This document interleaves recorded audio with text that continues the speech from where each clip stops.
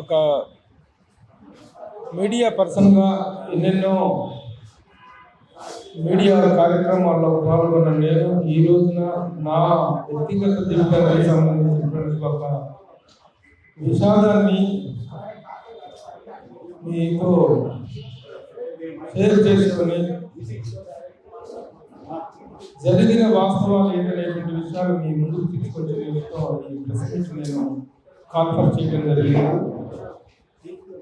నేను film journalist కాదు, cinema ఇండస్ట్రీలో I'm noted senior film journalist. గత 35 ఏళ్ళుగా ఇండస్ట్రీలో నేను అందరికీ తెలుసుకున్నాను. అయితే ఈ జనవరి 2న నా కుటుంబంలో ఒక విషాదం జరిగింది.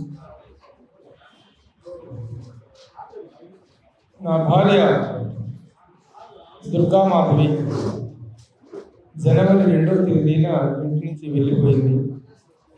ఆ రోజు ఉదయం నేను మామూలుగా ఆఫీస్కి వెళ్తూ సాయంత్రం ఎర్లీగా వస్తాను, నేను కంగారు పడకు అని చెప్పేసి నేను డ్యూటీకి వెళ్ళడం జరిగింది. నేను సుమన్ టీవీలో చీఫ్ ఎడిటర్గా పనిచేస్తున్నాను. వెళ్ళాను. ఆ రోజు ఆఫీస్లో వర్క్ చూసుకొని సాయంత్రం కూడాను ఒక function, game changes cinema function ఉంటే ఆ ఫంక్షన్ చూసుకొని రాత్రి 8 గంటల ప్రాంతంలో ఇంటికి వెళ్తూ ఏమైనా తెమ్మంటామని చెప్పి క్యాజువల్గా మా మిస్సెస్కి ఫోన్ చేస్తే ఆ ఫోన్ లిఫ్ట్ చేయలేదు. 2 సార్లు ఫోన్ చేశాను, లిఫ్ట్ చేయలేదు. 3వ సారి కూడా ట్రై చేశాను. తర్వాత డైరెక్ట్గా ఇంటికి వచ్చాను. ఇంటికి వచ్చి నా దగ్గర ఉన్న కీతో తలుపు తీసుకొని లోపలికి వెళ్ళి చూస్తే అంతా సీక్రెట్గా ఉంది, లైట్ కూడా వేయలేదు. ఏంటని చెప్పేసి లోపలికి వెళ్ళి లైట్ తీసుకొని అంతా వెతుకుతూ తను పిలిస్తే ఎక్కడా సమాధానం రాలేదు. కింద బయటకు వెళ్ళిందేమో, కింద వాకింగ్ చేస్తుందని చెప్పేసి అంతా తిరిగి చూశాను. కానీ ఎక్కడ తన ఆచూకీ దొరకలేదు. మరలా అరగంట తర్వాత మళ్ళా ఫోన్ చేస్తే అప్పుడు ఇంట్లోనే ఫోన్ రింగ్ అవుతూ వినిపించింది. ఇదేంటి ఫోన్ ఇంట్లోనే ఉందని చెప్పేసి వెళ్ళి నేను ఫోన్ తీసుకొని చూస్తే ఫోన్ బెడ్రూమ్లో ఉంది. సో ఆ విధంగా ఇంటికి వెళ్ళి చూసిన తర్వాత ఆ ఫోన్ మళ్ళీ నేను ట్రై చేశాను నెంబర్ ఆఫ్ టైమ్స్. చివరకు ఫోన్ ఇంట్లోనే దొరికింది. చాలాసేపు వెయిట్ చేసిన తర్వాత ఎక్కడికి వెళ్ళింది అనేటువంటి కంగారులో మా అమ్మాయికి ఫోన్ చేయటం. మా అమ్మాయికి ఫోన్ చేసిన తర్వాత నేను బయలుదేరి వస్తున్నాను డాడీ అని చెప్పి తను చెప్పింది. ఈ లోపల వాట్సాప్ కానీ గ్యాలరీ కానీ చెక్ చేయండి మీరు అర్జెంటుగా అని చెప్పి చెప్పడంతో గ్యాలరీ చెక్ చేస్తే గ్యాలరీలో ఒక వీడియో కనిపించింది. ఆ వీడియోలో తను సుస్పష్టంగా ఒక వీడియోని రికార్డు చేసింది, ఒక సూసైడ్ నోట్ లాంటి వీడియోని రికార్డు చేసింది. నా చావుకు, నేను చచ్చిపోతున్నాను, నా చావుకు కారణం నా కన్న తల్లి జమ్ముగాని వరలక్ష్మి, మా అన్నయ్య జమ్ముగాని దుర్గాప్రసాద్, మా వదిన జమ్ముగాని అనురాధ, వీరితో పాటు మరొక సమీప బంధువు మన్యం ఆదినారాయణ, అతని తమ్ముడు, చెల్లెలు, ఇతర కుటుంబ సభ్యులు వీళ్ళందరూ నన్ను మోసం చేశారు, నన్ను మానసికంగా క్షోభకు గురి చేశారు, మోసం చేశారు అని. కాబట్టి నేను చచ్చిపోతున్నాను. ఏమండి, ఈ వయసులో మిమ్మల్ని పిల్లల్ని వదిలిపెట్టి, మీకు అండగా ఉండాల్సిన వయసులో మిమ్మల్ని పిల్లల్ని వదిలిపెట్టి వెళ్ళిపోతున్నాను, నన్ను క్షమించండి అని చెప్పి ఒక సూసైడ్ నోట్ ఒకటి కనిపించింది. దాంతో అంతా గుండెలు బాదుకుంటూ అంతలో నా మిత్రులందరూ పరిగెత్తుకుని వచ్చారు. నా మిత్రులందరూ వచ్చారు, మా కుటుంబ సభ్యులు, బంధువులు వచ్చారు. అందరం కలిసి తలా ఒక చోట ఎదుగుతూ రైల్వే స్టేషన్లు, పోలీస్ స్టేషన్లు, బస్ స్టాండ్లు, అటు ఇటు అంతా తిరుగుతూ ఉన్నాం. ఒకవైపు ఒకళ్ళు తిరుగుతూ ఉంటే మాకల్లా 11 గంటల టైంలో మేము పంజాగుట్ట పోలీస్ స్టేషన్కి వెళ్ళి పంజాగుట్ట పోలీసులకు జరిగిన విషయం వాస్తవం తెలియజేసి అక్కడ ఫిర్యాదు చేయడం జరిగింది. ఇక రాత్రి నుంచి మొత్తం అంతా వెతుకుతూనే ఉన్నాము. మరుసటి రోజు 2వ తారీఖు అయిపోయింది. 3వ తారీఖు మొత్తం వెతుకుతూనే ఉన్నాము. 3వ తారీఖు కూడా తన ఆచూకీ తెలియలేదు. 4వ తారీఖు కూడా తన ఆచూకీ తెలియదు. 4వ తారీఖు కూడా వెతుకుతూనే ఉన్నాము. అప్పుడు 4వ తారీఖు మధ్యాహ్నం 12:30 గంట ప్రాంతంలో మాదాపూర్ పోలీస్ స్టేషన్ నుంచి పంజాగుట్ట పోలీసులకు మా దగ్గర ఒక డెడ్ బాడీ దొరికింది, ఇదో కాదా మీరు చూసుకోండి, ఒక మహిళ మృతదేహం అని చెప్పేసి 4వ తారీఖు మధ్యాహ్నం మాదాపూర్ పోలీసులు పంజాగుట్ట పోలీసులకు ఆ ఫోటో పంపించారు. ఆ ఫోటో చూసి పోలీసులు చూపిస్తే ఇక తనదే అని గుర్తుపట్టడం జరిగింది. ఇక మేమందరం దక్కువలో మునిగిపోయాము. అందరం చాలా బాధలో ఉన్నాం. ఈ షాకింగ్ న్యూస్ మేము ఎవరూ ఊహించినటువంటి ఒక సంఘటన ఇది. అయితే యాక్చువల్గా తర్వాత మాదాపూర్ పోలీసుల దగ్గర నుంచి దొరికిన సమాచారం ఏంటంటే 2వ తారీఖున తన ఇంట్లో నుంచి వెళ్ళిపోతే అప్పుడు మేము ఆ సీసీటీవీ ఫుటేజ్ అంతా తిరిగి చూస్తే ఇంట్లో ఉన్నటువంటి సీసీటీవీ ఫుటేజ్ అంతా వెతికి చూస్తే 2వ తారీఖు మధ్యాహ్నం 12:20 ప్రాంతంలో తన ఇంట్లో నుంచి వెళ్ళింది. బయటికి వెళ్ళినటువంటి వ్యక్తి అక్కడ రోడ్డు మీదకి వెళ్ళిన తర్వాత మెయిన్ రోడ్డు మీద ఆటో ఎక్కింది. ఆటో ఎక్కిన దాకా ఆ సీసీ ఫుటేజ్ కనిపించింది. ఆ తర్వాత సీసీటీవీ ఫుటేజ్ కనిపించలేదు. ఎటువైపు వెళ్ళిందో కూడా తెలియనట్టుగా ఉంది.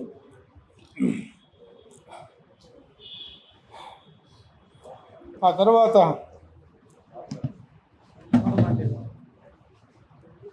మాదాపూర్ పోలీసులు 2వ తారీఖు ఉదయం డెడ్ బాడీ కలెక్ట్ చేసుకోకపోతే పంజాగుట్ట పోలీసులు ఏమో మేము అందరికీ ఇన్ఫామ్ చేశాము, అన్ని పోలీస్ స్టేషన్లకు మిస్సింగ్ ఇన్ఫర్మేషన్ ఇచ్చాము, ఏ పోలీస్ స్టేషన్లో దొరికినా వెంటనే వాళ్ళు మీకు అంత తెలియజేస్తారని చెప్పారు.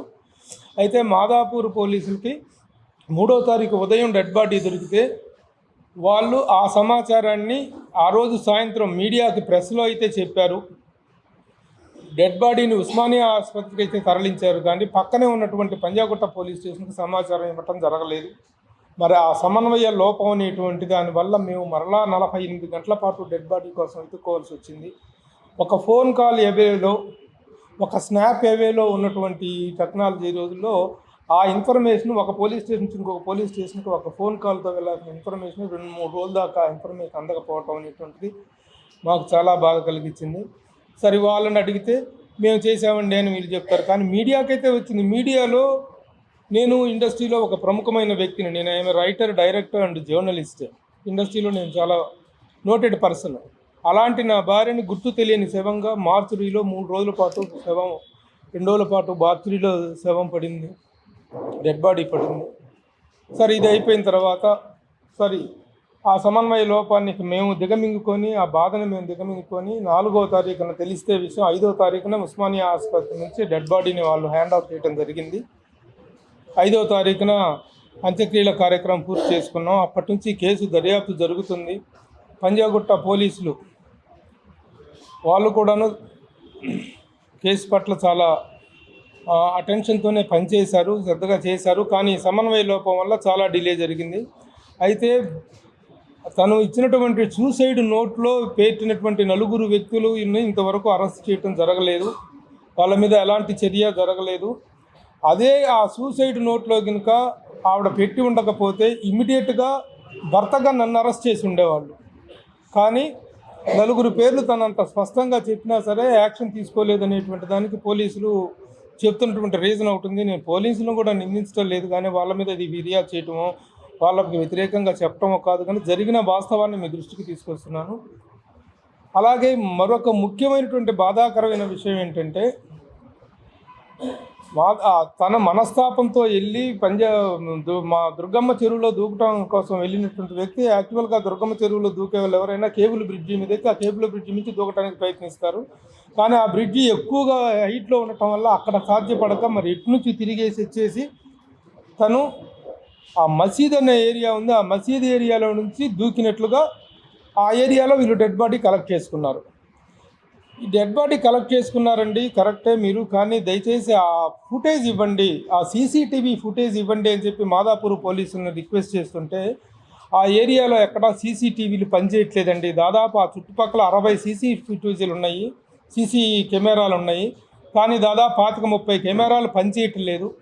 కెమెరాలు పనిచేయటం కారణంగా నిజంగా అక్కడికి వెళ్ళిన తర్వాత తను మనసు మార్చుకొని ఏమన్నా అక్కడ కూర్చుని ఉండిందో, జారిపడిందో, లేకపోతే నిజంగానే దూకిందో, లేకపోతే ఎవరైనా నెట్టేశారో ఏంటి అసలు వాట్ ఈజ్ వాట్ అని తెలియటానికి సీసీటీవీ కెమెరాలు పనిచేయటం లేదు. జంట నగరాలు 2 కూడాను సీసీటీవీ కెమెరాల నిఘా నేత్రంలో జంట నగరాలు అని చెప్పి మనం ఘనంగా పేపర్లో చదువుకోవటం చూస్తున్నాం. కానీ ఇక్కడే కాదు, తను నిశ్చయం దగ్గర నుంచి వెళ్ళిన దారిలో ఎక్కడా కూడా నా సీసీటీవీ కెమెరాలు అనేటువంటి సరిగా పనిచేసినటువంటి దాఖలాలు లేవు. నాకు వ్యక్తిగతంగా జరిగిన నష్టం గురించే కాకుండా సీసీటీవీ ఫుటేజ్ అనేటువంటిది, కెమెరాల నిఘా అనేటువంటిది ఈ రోజున అంత ఆధునికమైనటువంటి ఈ టెక్నాలజీ పెరిగిన ఈ రోజుల్లో ఒక సీసీటీవీ కెమెరాలు అంత, ఎందుకంటే దుర్గమ్మ చెరువు అనేటువంటిది ఈ రోజున ఒక సూసైడ్ పాయింట్గా తయారైంది. అలాంటి చోట్ల సీసీటీవీ కెమెరాలు పనిచేయట్లేదు లేదని చెప్పడం అనేటువంటిది పోలీసులు చెప్తున్నారు. వాళ్ళని అడిగితే వాళ్ళు వాళ్ళ నిస్సహాయతను వ్యక్తం చేస్తున్నారు. కాబట్టి ఈ విషయాన్ని నా బాధతో పాటు నాకు జరిగినటువంటి ఈ విషాదంతో పాటు ఈ విషయాన్ని పోలీసు ఉన్నతాధికారులకు సీసీటీవీ ప్రభుత్వ ఉన్నతాధికారుల దృష్టికి తీసుకెళ్లాలనేటువంటి ఉద్దేశంతో నేను ఇప్పుడు ఈ ప్రెస్ మీట్ నేను కండక్ట్ చేసి జరిగిన విషయాలు వాస్తవాలను చెప్తున్నాను. పోలీసులు ఎంత త్వరగా వీలైతే అంత త్వరగా, ఎందుకంటే ఒక్క చిన్న క్లూ దొరికితేనే వ్యక్తి చేసుకొచ్చి అరెస్ట్ చేసి విచారణను దర్యాప్తు చేసి దర్యాప్తును వేగవంతం చేసేటువంటి వ్యవస్థ ఉన్నటువంటి సమయంలో నలుగురు వ్యక్తులను నా చావుకు కారణము పోలీసులు వాళ్ళను శిక్షించాలని కోరుతున్నాను అంటూ తన ఆత్మహత్యకి తను పాల్పడినటువంటి దీన్ని కూడాను ఆ బాధ ఆవేదన మా మనసుల్లో తీసుకోలేకపోతున్నాం.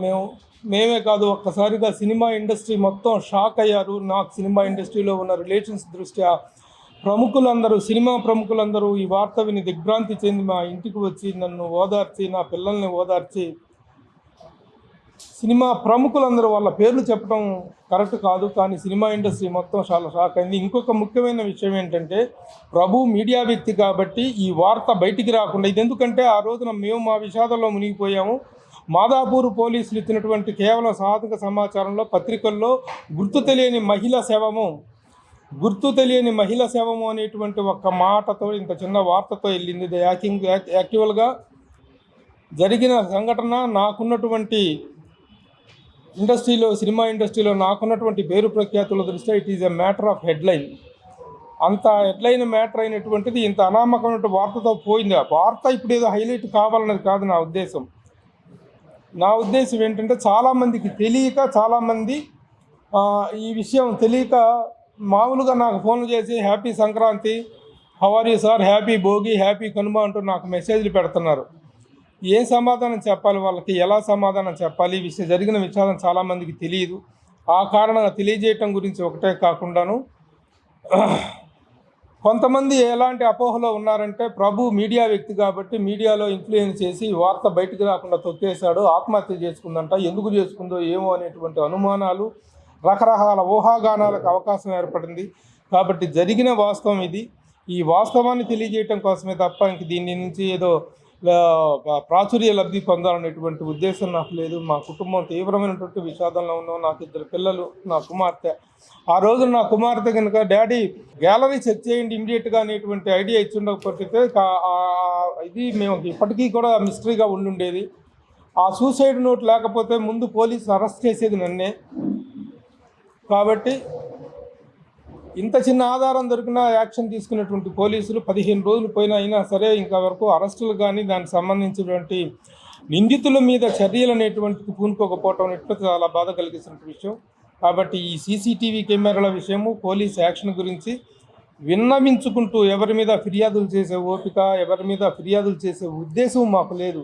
కానీ జరిగిన వాస్తవానికి సంబంధించినటువంటి చర్యలు తీసుకోవాల్సిందిగా పోలీసు వారికి విజ్ఞప్తి చేస్తున్నాను. ముఖ్యంగా సీసీటీవీ కెమెరాల విషయంలో నగరం ఇంత ప్రతిష్టాత్మకంగా డెవలప్ అయింది, ఇంత టెక్నాలజీ డెవలప్ అయిందని చెప్పుకుంటున్నాము. ఇలాంటి సమయంలో ఈ ఒక చిన్న మ్యాటర్ని బయట తెచ్చుకోలేని, వెలికి తీయలేనటువంటి పరిస్థితుల్లో మన నిఘా వ్యవస్థ ఉందనేటువంటి బాధ కలుగుతుంది.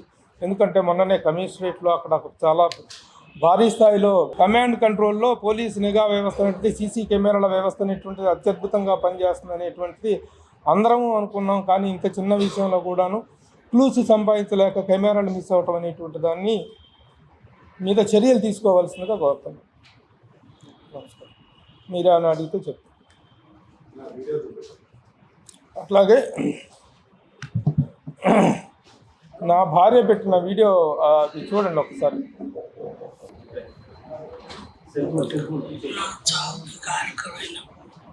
జమ్ముగాని వరలక్ష్మి, జమ్ముగాని దుర్గా ప్రసాద్, జమ్ముగాని అనురాధాలను శిక్షించాలని పోలీసు వారిని కోరుకుంటూ,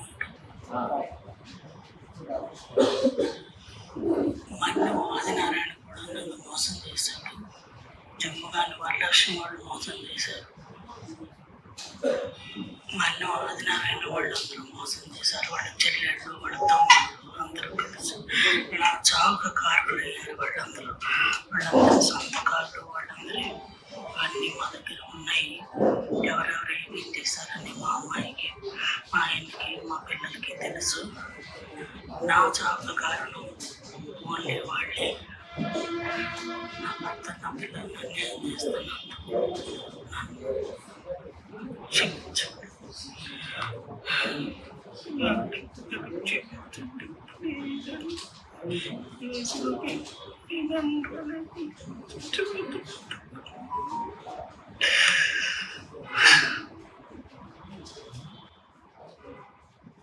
ఏమండి క్షమించండి, ఈ వయసులో మిమ్మల్ని ఒంటరిగా వదిలిపెట్టి వెళ్ళిపోతున్నాను అని చెప్పి మీకు వదిలేసినటువంటి ఆ చివరి మాటలే మా గుండెలు చీల్చేస్తున్నాయి.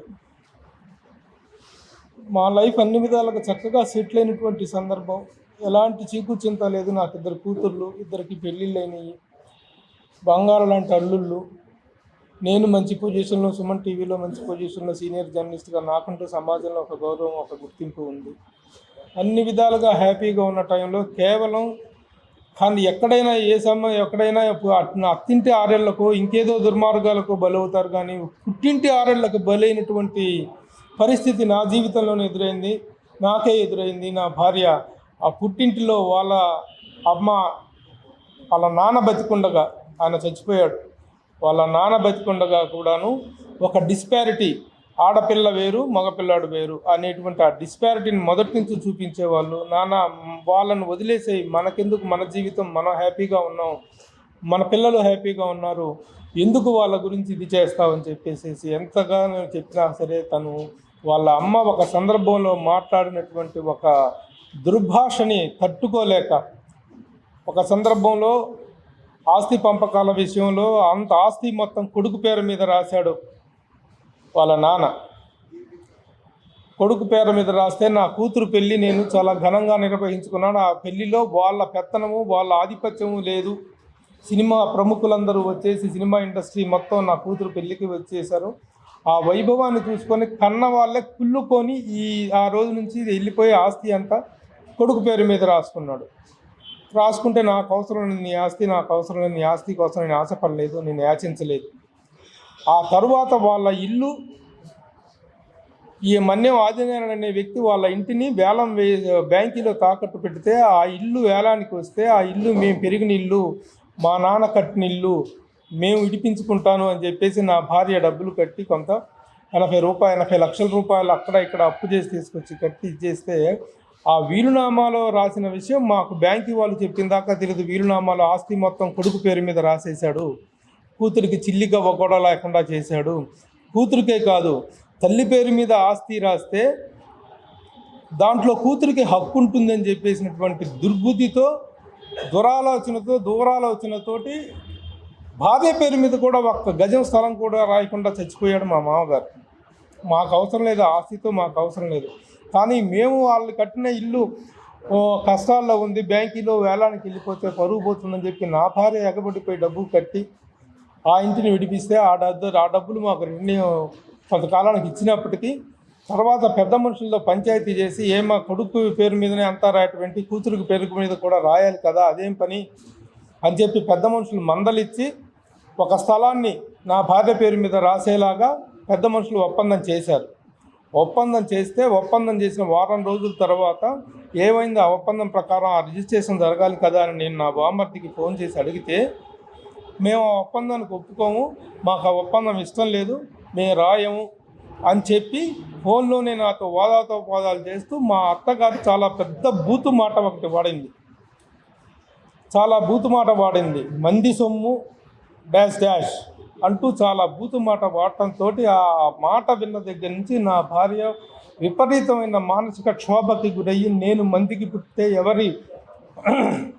ఎవరికి పుట్టాను, నేను మందిని అయితే నేను ఎవరికి పుట్టాను అనేటువంటి పాయింట్ని ట్రిగ్గర్ చేసుకొని ఇక ఎన్ని విధాలుగా తనను సముదాయించడానికి ప్రయత్నించినా తను కన్విన్స్ కాలేదు. ఆ మానసిక క్షోభ ఈ రోజున తన ఆత్మహత్యకి కారణమైంది. ఇది జరిగిన వాస్తవం. నమస్కారం. పోలీసులు ఎందుకు అరెస్ట్ చేయలేదు అని అడిగితే వాళ్ళు చెప్తుంది ఏంటంటే, 3 రోజులు హాలిడే వచ్చింది, లీగల్ ఒపీనియన్ తీసుకుంటున్నాము, ఈ కేసులో లీగల్ ఒపీనియన్ చాలా అవసరము కాబట్టి లీగల్ ఒపీనియన్ తీసుకొని మేము చేస్తాము, మధ్యలో సెలవులు హాలిడేస్ అవి వచ్చినాయి, త్వరలోనే చేస్తాము, ఏం అరెస్ట్ చేస్తారని ఇప్పుడు చెప్పట త్వరలో ప్రయత్నిస్తామని చెప్తున్నారు పోలీసులు పంజాగుట్ట పోలీసులు. మాదాపూర్ పోలీసులు ఏమో వాళ్ళు కూడా స్టేట్మెంట్ తీసుకొని ఇక్కడ పోలీసులకి ఎక్స్చేంజ్ చేసినట్లున్నారు, కేసుని ఇటు బదలాయించినట్టు ఉన్నారు. సో కేసు అనేటువంటిది ప్రస్తుతం మాదాపూర్ పంజాగుట్ట పోలీస్ స్టేషన్లో నడుస్తుంది. కానీ మా ప్రధానమైన డిమాండ్ రెండేనండి. తను సూసైడ్ నోట్లో వ్యక్తం చెప్పిన పేర్లు ప్రకారం వాళ్ళని అరెస్ట్ చేయాలి, వాళ్ళ మీద చర్యలు తీసుకోవాలి. అది అరెస్ట్ అంటారా, అరెస్టో ఏంటి, పోలీస్ యాక్షన్ ఏంటనేటువంటిది కావాలి. జమ్ముగాని వరలక్ష్మి, జమ్ముగాని దుర్గాప్రసాద్, జమ్ముగాని అనురాధ, మన్యం ఆదినారాయణ, అతని తమ్ముడు చెల్లెలు, వాళ్ళ పేర్లు పేర్కొనలేదు. తమ్ముడు చెల్లెలు కొడుకు వాళ్ళ పేర్లు పేర్కొనలేదు, వాళ్ళ కుటుంబ సభ్యులు. వాళ్ళ మీద ఇమీడియట్గా యాక్షన్ తీసుకోవాలి. అలాగే ప్రజల క్షేమం దృష్ట్యా, జరుగుతున్న నేరాల దృష్ట్యా సీసీటీవీ కెమెరాలు అనేటువంటివి ఎక్కడా నగరంలో ఎక్కడా పనిచేయటం లేదనేటువంటి దానికి ఇదే ఒక ఉదాహరణ. వాళ్ళే పోలీసులే చెప్పారు, దాదాపు ఆ చుట్టుపక్కల 60-70 కెమెరాలు ఉండండి, 30 కెమెరాలు కూడా పనిచేయటం లేదండి. నేను ప్రెస్ మీట్ పెట్టి ఈ విషయాన్ని ఉన్నతాధికారుల దృష్టికి తీసుకెళ్తాను అని చెప్పి నేను పంజాగుట్ట మాదాపూర్ పోలీసు వాళ్ళతో చెప్తే, చెయ్యండి సార్, ఆ పని చేయండి, మమ్మల్ని ఏం చేయమంటారండి, మీరు ఆ పని చేస్తా అన్నా జరుగుతుందేమో. ఆ దుర్గమ్మ చెరువు అనేటువంటిది ఒక సూసైడ్ పాయింట్ లాగా మారింది, మాకు కూడా చాలా నిస్సాయంగా ఉందండి అని చెప్పి పోలీసులు వాళ్ళ నిస్సాయత వాళ్ళు వ్యక్తం చేస్తున్నారు. కాబట్టి ఆ విషయాన్ని పోలీసుల దృష్టికి, ఉన్నతాధికారుల దృష్టికి తీసుకెళ్ళటం ఒక డిమాండ్ అయితే, వీళ్ళని శిక్షించాలనేటువంటిది మొదటి డిమాండ్ ఇదండి. నా పేరు స్పందన అండి, దుర్గామాధవి చిన్న కుమార్తె. నేను ఈ జరిగిన విషయం ఆస్తి కోసమో డబ్బు కోసమో అనే ఆ ఆలోచన, ఆ అప్రోచ్ ఈ విషయం వైపు అది కరెక్ట్ కాదు. జరిగింది ఒక అవమానం ఒక ఆడ మనిషికి. మా తాతగారు వీలునామా రాసుండొచ్చు, ఆ విషయం మా అమ్మగారికి చెప్పి దానికి ఒక పద్ధతి ఉంటుంది. అలా కాకుండా ఆ విషయాన్ని మా అమ్మ దగ్గర దాచి దానికి కావాల్సిన no objection certificates, family certificates అన్నిటి మీద దొంగ సంతకాలు చేయించుకొని ఆ విషయాల్ని దాచి ఆవిడ దగ్గరే డబ్బులు తీసుకొని ఆవిడనే మళ్ళీ చుట్టాలు అందరి దగ్గర ఈవిడ గురించి దుష్ప్రచారాలు చేసి ఆవిడని మానసికంగా ఒక క్షోభ. అందరూ డొమెస్టిక్ వైలెన్స్ అత్తగారులే పెడతారు అనుకుంటారు, కానీ తల్లి తండ్రి కూడా చేస్తారు. ఎందుకంటే డబ్బు అందరికీ ఇంపార్టెంట్ అండి, ఎవరికి డబ్బు వద్దు అనేది లేదు, అది పేరెంట్స్ అయినా కూడా. కానీ సొసైటీలో పేరెంట్ అనేవాళ్ళు ప్రొటెక్ట్ చేస్తారు, కానీ మా అమ్మగారి విషయంలో చాలా డిఫరెంట్గా జరిగింది. పేరెంట్ అనేవాళ్ళు ప్రొటెక్ట్ చేయలేదు, తనని ప్రే చేశారు, తనని ఒక ఏదో ముక్కలు చిదిమేసినట్టు చిదిమేశారు. మా అమ్మగారు ఒక చాలా లైవ్లీ పర్సన్. ఆవిడ ఎవరి గురించి అయినా, ఆవిడ గురించి మీరు ఎవరినైనా అడగచ్చు, తన ఫ్రెండ్స్, తన సర్కిల్. మాధవి ఎంతో హ్యాపీగా ఉంటుంది, తనుంటే మా అందరికీ ఉత్సాహం వస్తుంది, మా బంధువుల్లో కానీ అందరూ ప్రతి ఒక్కరు అంటారు. అలాంటి మాధవిని ముక్కలు చేశారు. టాక్సిక్ పీపుల్, టాక్సిక్ రిలేటివ్స్ అనే వాళ్ళు అందరికీ ఉంటారు. ఆ లిమిట్, ఆ లైన్ అనేది ఒక్కొక్క ఫ్యామిలీలో హద్దు దాటుతూ ఉంటుంది. ఆ హద్దు దాటి ఈరోజు మాకు ఈ పరిస్థితి వచ్చింది. ఇంత జరిగి ఇంత బాధ, మేము ఈ విషయాన్ని అమ్మ బాధపడుతుంది, మీరు దీన్ని సరిచేయండి, మీరు ఈ విషయాన్ని ఏదో ఒకటి చెయ్యండి అని ఎన్నోసార్లు బతిమలాడినా కూడా, వాళ్ళ ఇంటికి వెళ్ళి ఒకసారి బతిమలాడాను, ఫోన్ చేసి బతిమలాడాను. ఏం చేయమంటావు, మా ఇష్టం, మా డబ్బులు, ఇలా. ఇది డబ్బు గురించి కాదు, ఆవిడ్ని మీరు అడిగి మోసం చేశారు, విషయం చెప్పకుండా విషయాలు దాచి. అది కదా మనస్తాపం, అది కదా బాధ. సొంత అమ్మ ఇలాగా తన మంచి కోరకుండా నా వెనకాల ఇలా చేసింది మా అమ్మ అనే బాధ తట్టుకోలేకపోయింది మా అమ్మ. డబ్బు అనేది అసలు విషయమే కాదండి, అసలు డైనమిక్ పర్సన్ అంటే అండి. కరోనా టైంలో నా భార్య చేసిన సేవ గురించి చెప్పు.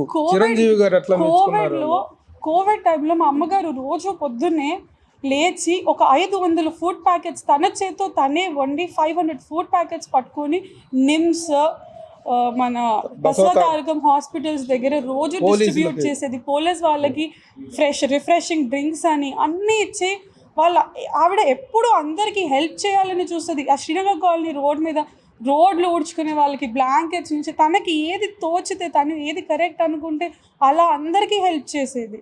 ఎంతోమంది మా రిలేటివ్స్లోనే వాళ్ళ కెరియర్ బాగుంటుంది, హైదరాబాద్ తీసుకొని వచ్చి వాళ్ళని సెటిల్ చేయండి అని చెప్పి ఎంతోమందిని తీసుకొని వచ్చి ఇక్కడ సెటిల్ చేసింది.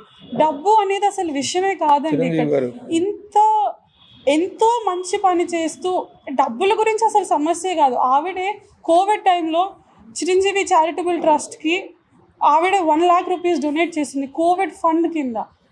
అసలు ఈ విషయం డబ్బు గురించి అనే ఒక ఆలోచన, ఆ విషయం చిరంజీవి గారు చెప్పేదాకా కూడా మాకు ఇది చిరంజీవి గారు మొన్న అనౌన్స్ చేశారు, ఇంటికి వచ్చి చూసి 1 గంట సేపు ఇంట్లో కూర్చొని మాట్లాడి చిరంజీవి గారు తను చేసిన కోవిడ్ టైంలో తను చేసిన సర్వీస్ని చాలా మెచ్చుకునేవారు చిరంజీవి గారు కానీ శ్రీకాంత్ గారు కానీ మొత్తం సినిమా ఇండస్ట్రీలో ప్రముఖులందరికీ తెలిసి వాట్ ఏ గ్రేట్ సర్వీస్. అప్పుడే కాదు, కుకట్పల్లి ఫ్లడ్స్ అప్పుడు కానీ, కేరళ ఫ్లడ్స్ అప్పుడు కానీ తన ఫ్రెండ్స్ అందరి దగ్గర కొంత డొనేషన్ చేసి తను డొనేట్ చేసి ఎంతో సర్వీస్ చేసింది.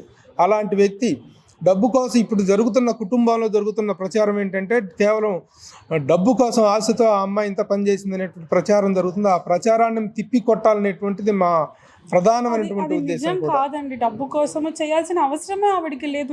మేమందరం చాలా బాగా సెటిల్ అయిపోయి ఉన్నాం.